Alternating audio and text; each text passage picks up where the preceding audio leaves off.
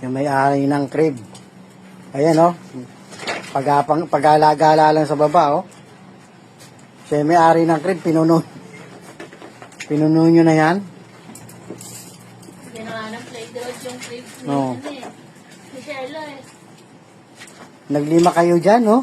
Kanina. Ilan kayo dyan? 4 na lang ngayon. Buti nga Bu- natinday yan. Bumabas Cherry. Oh, yung may-ari, oh. Nakatingin lang, oh. Ayan na. Hindi siya makahalibili dyan. Baka mamaya madaganan nyo. Ginawa na nilang playground, eh. Oh, may gwapo pang nakaharap dito. Stig.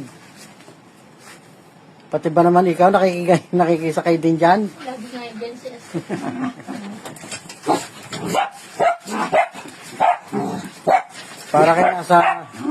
Para kayo nasa Rueda ngayon yan, ah.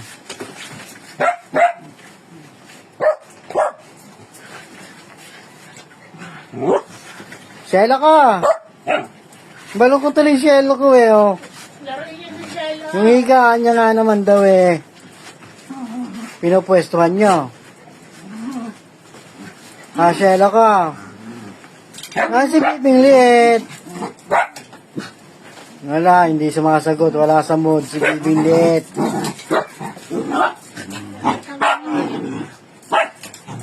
O, tago na. Tago siya kasi ang likod nga naman ng pare. Tago. Doon siya sa tahimik lang. Ayan, diyan ka sa safe.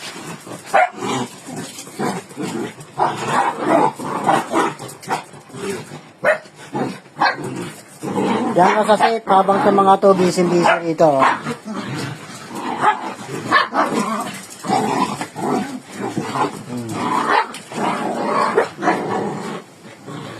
Hindi na baling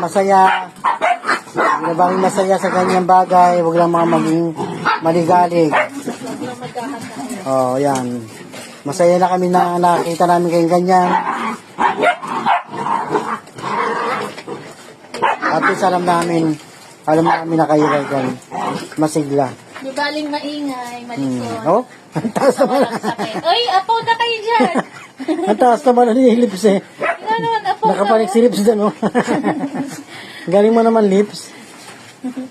Apo na kayo dyan, no? Overload na kayo dyan. Kala nyo sa mga pizza lang may overload, ha? Dito rin. Ginala talagang playground lagi yung higaan ni Shelo. Ganda naman ni lips ko, eh. Good job.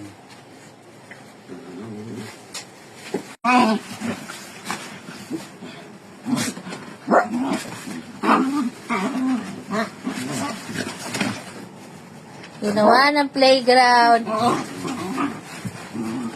Ang higaan ni Pipi Shelo.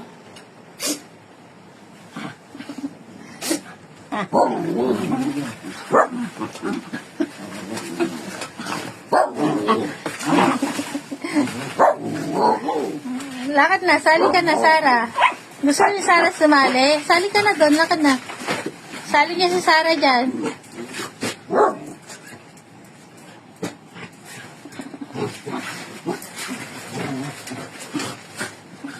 Sali na, Sarah. Sige na.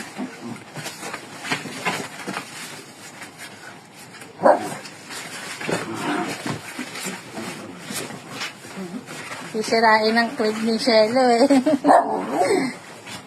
Talaga itong mga tayo. Araw-araw dyan na sila naglalaro sa crib.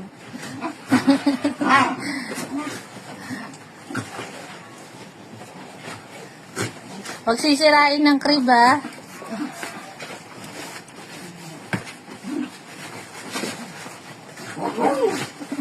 Gusto sumali ni Sarah, eh. Lakad na, sige na. Punta ka na. Sasali daw si Sarah. Oh, sali ka na, sali na. Oh. Kaya mo yan, pasok ka na doon.